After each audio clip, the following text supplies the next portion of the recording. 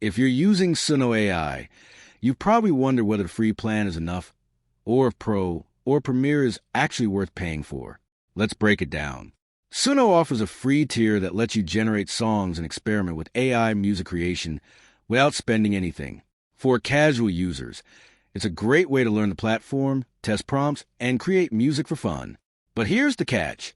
Free users get limited credits, slower generation queues, and fewer overall creations per month.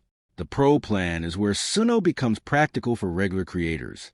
You get significantly more credits, faster generation speeds, and enough capacity to create songs consistently without constantly hitting limits. For YouTubers, hobby musicians, and content creators, Pro is usually the sweet spot. The Premiere plan is aimed at heavy users.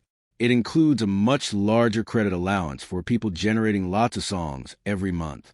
If you're producing dozens or even hundreds of tracks regularly, Premiere can make sense.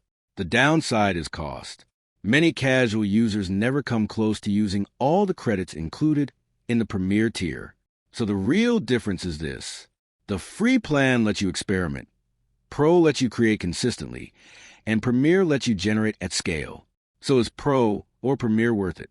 Choose the free plan if you only create songs occasionally and want to experiment. Choose Pro if you regularly create music, YouTube content, jingles, or background tracks. Choose Premiere only if you're a heavy user generating large numbers of songs every month.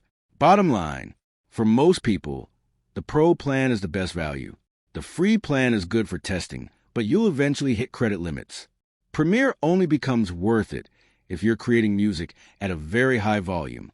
For the average creator, Pro gives the best balance of cost, credits, and usability. Thanks for watching. Don't forget to like and subscribe for more videos.